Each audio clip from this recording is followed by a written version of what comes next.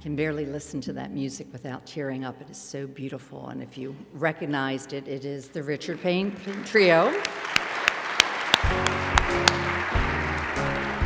who outdid themselves today, and our choir, thank you so much. It was unbelievable. And if you are visiting us today, we do this all the time, so you avail yourselves of it. So please turn to the person next to you and ask them, will you marry me? Just kidding. Just kidding. Kidding.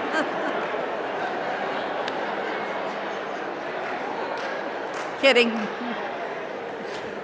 Although I would like to marry the Richard Payne Trio and have that all day. But this is a leap year, and tomorrow is Leap Day, which only happens every 4 years. It means we get an extra day in our year, and the old custom was that on Leap Day, a woman got to propose to a man. Now, fortunately, these days, anyone can propose to anyone.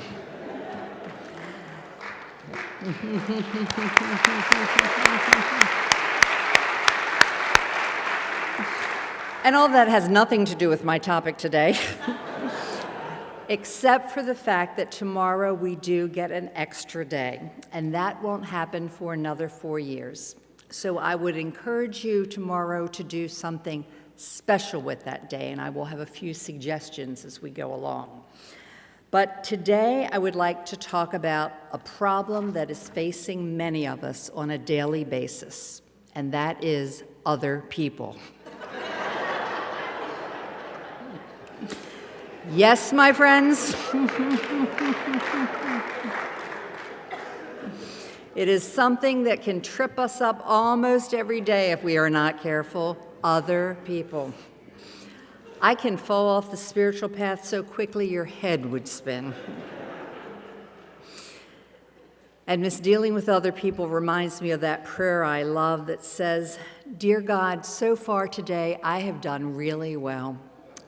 I haven't gossiped, I haven't been rude or mean to anyone, I haven't been sarcastic, but dear God, now I'm about to get out of bed."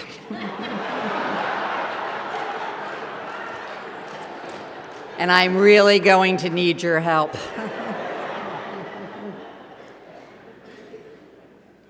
We certainly have guidance with regard to how we are supposed to conduct ourselves with other people. In the Sermon on the Mount, Jesus said, "Love your enemies, do good to those who hate you, bless those who curse you, pray for those who mistreat you.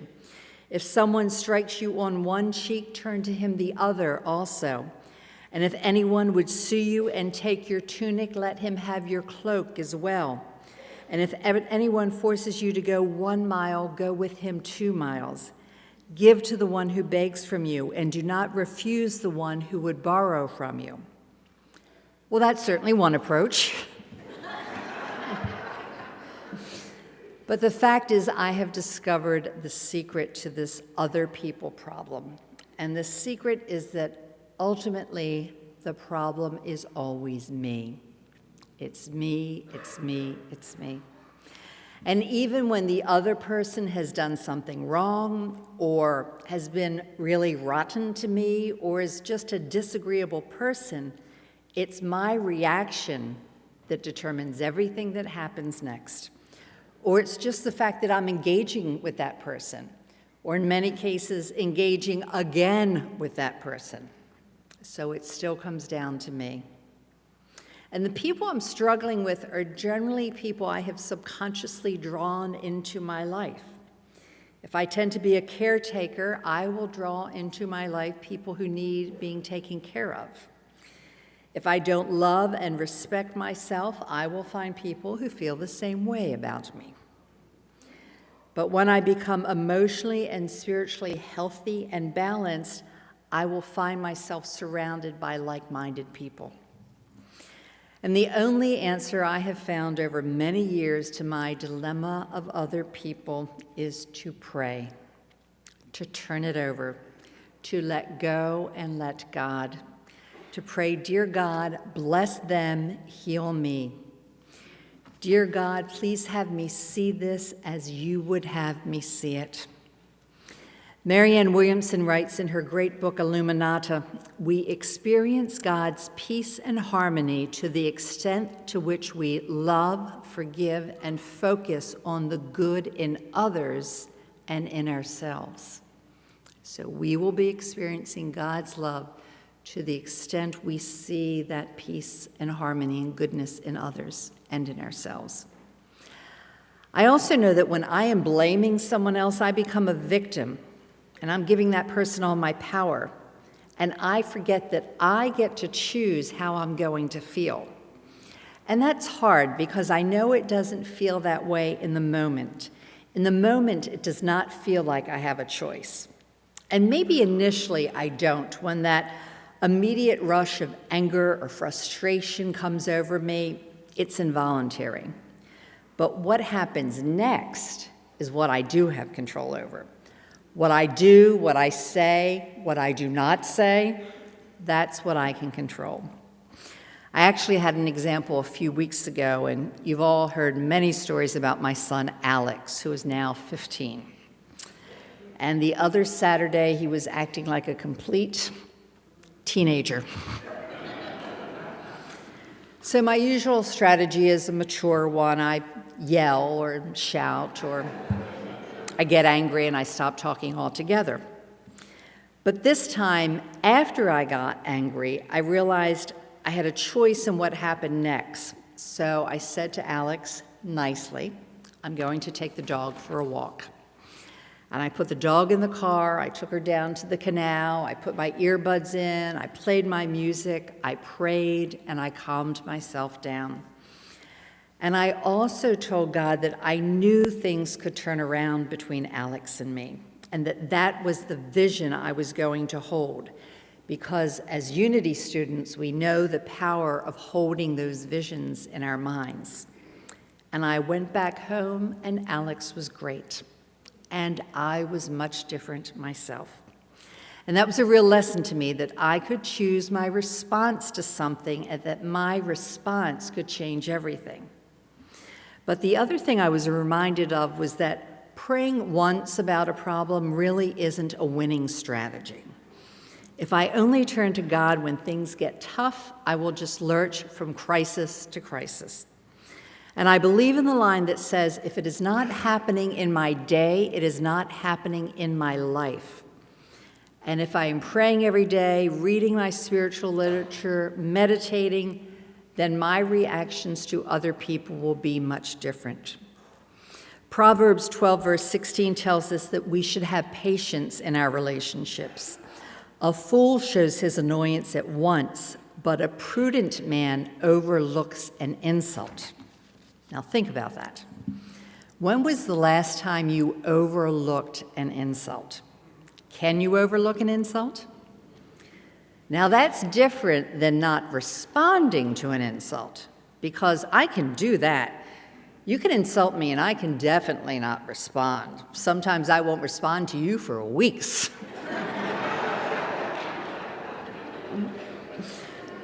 But sometimes I may not say anything in the moment, but then I might tell someone what you said to me, or I might tell 10 people what you said about me. And then maybe when the time is right, I might send a little verbal zinger your way to get back at you. Or maybe I'll just carry a low level of resentment forever. And that is not letting it go. That is not turning it over to God. That is giving that person free rent in my head.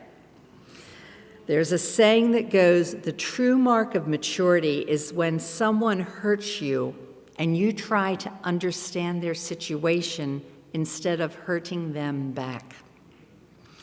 Maybe that's what I will do for my leap day tomorrow. If someone hurts me, I will try to understand their situation rather than hurting them back. So let me ask you to think about something for a minute. Imagine someone who is getting on your one last nerve or who you're having an issue with. And now picture that you are sitting somewhere with a close friend, maybe having a cup of coffee, and you're telling your friend about this person and what they've done to you. And get a picture of that. Think about the words you're using, what your face is doing, your posture, the energy around that. See that. And now imagine that Jesus comes into the room in all his light and glory. And Jesus says, "Oh no, don't stop talking. I'll just sit and listen for a bit." Kind of changes everything, doesn't it? You don't feel quite right talking badly about someone when that pure light and love is in the room with you. But that's the point. That light and love is always in the room with us. It's always in us, which is why I think we feel so bad after we have talked about someone or had an interaction with someone when we were not coming from our highest self. We don't feel good about ourselves because we know better. And we also know that God is not seeing that individual as I am seeing him. God is seeing, and this can make me really angry sometimes, God is seeing that person as he sees me, with total love. And the other thing is, we don't even have to be talking about that person because thinking those thoughts about someone is almost as bad. As truth students, we know that our thoughts are energy, and it's a universal law that what we are sending out there is what will be coming back to us. It will come as no shock to any of you who have heard me before that I sometimes have an issue with someone at work. And a while ago, there was someone who was actually a good friend when we were not in the office. But at work, she was so passive-aggressive with me. She was always getting these little zingers in. We'd be talking about something, and she'd say, "Well, you know, you're really horrible at that." Or we'd talk about a project I had a while ago, and she said, "And boy, you really messed that up." And I would be so angry and so self-righteous, too, because I never gave her those jabs. Really, I never did. But I did occasionally talk about her. Just occasionally. But more than that, I thought about her. I can't tell you the hours I spent in my head thinking about what she had said, what she had done, taking her inventory and judging her. So yes, they were just my thoughts, but I was sending them out into the universe, and I have no doubt that was what was coming back to me through her. Now, sometimes our interactions with others are difficult because we feel the need to be right.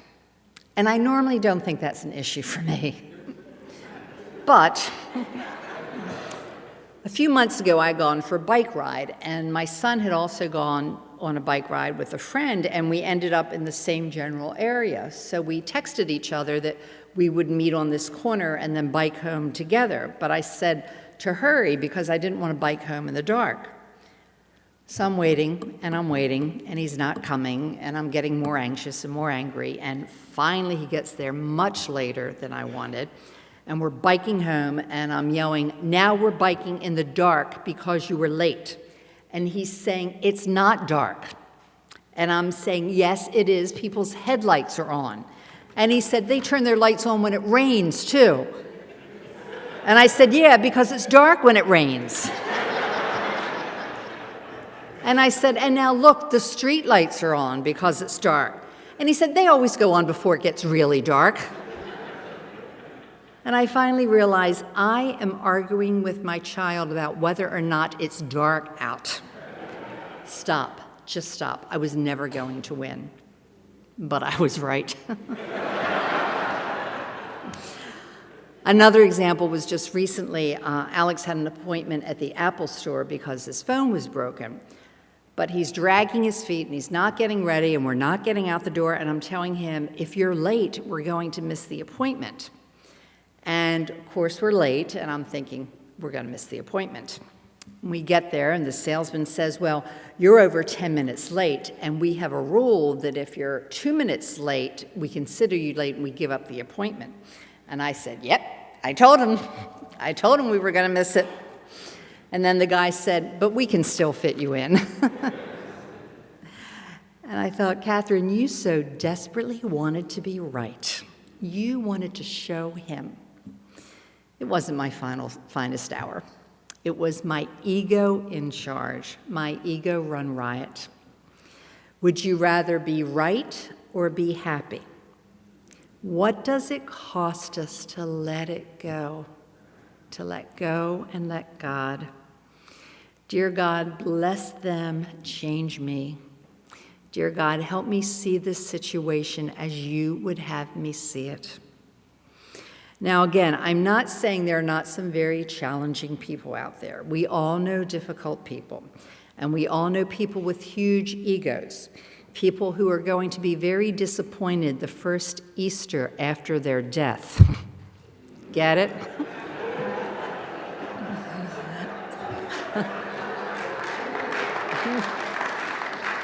I read that recently and loved it. But 1 Corinthians 4, verse 7 says, "For who makes you different from anyone else? What do you have that you did not receive? And if you did receive it, why do you boast as though you did not?" And here's what we have to remember. First, we are all that person sometimes with our egos running rampant. And secondly, that individual we're dealing with, they have had their successes, their failures, their disappointments, their challenges, just like we do. We don't know what's going on with them or has gone on with them. And God loves that individual every bit as much as I am loved. Writer and spiritualist Thomas Merton says that the one truth that would help us begin to solve our problems is that knowing we are all more or less wrong, that we are all at fault and all limited by our mixed motives, including self-deception and self-righteousness. Yes, sometimes we are wrong. We are at fault. So maybe the next time we can be a little more forgiving of the other guy, knowing that at times we are all the other guy. And knowing that, I think it's our job to walk humbly and help others, and remember that we are all children of God, responsible for helping other children of God. Maybe that's what I will do tomorrow on Leap Day. Give the other guy a break. Turn the other cheek. Consider the fact that they might be having a really bad day and let it go. In her book, Stitches, the great Anne Lamott writes, "Whether I'm wrong or not, most of us have figured out that we have to do what's right in front of us and keep doing it. We clean up beaches after oil spills. We rebuild towns after tornadoes. We return calls and library books. We get people water. Some of us even pray. Every time we choose the good action or response, the decent, the valuable, it builds incrementally to renewal, resurrection, freedom, and justice. The equation is life, death, resurrection, hope. The horror is real, and so you make casseroles for your neighbor, organize an overseas clothes drive, and do your laundry. You can also offer to do someone else's laundry. So we do our part. We recognize that even though those other people can drive us crazy sometimes, our lives pretty much revolve around our interactions with other people. We are not doing this alone. And whether I approach that woman at work as someone who might get one up on me, or as someone who is really God in a nice sweater and skirt, that perception I have will change my interaction with her. We always think someone else is getting a bigger slice of the pie, and that means there will not be enough for me. But the thing is, there isn't even a pie. What there is an abundant universe with more than enough to go around. And we are grateful for someone else's blessing, and when we do that, we're just ensuring that our own blessings are on their way as well. John 10, verse 10 says, "The thief comes only to steal and kill and destroy. I came that they may have life and have it abundantly." There is more than enough to go around, and my brother's abundance is proof that there's abundance out there waiting for me. And I have to remember, if I start behaving better, I will feel better. And the only thing I can do when I am challenged, the only thing that will eventually always work is prayer. But the answers don't always come quickly, or they don't come like we would like them to.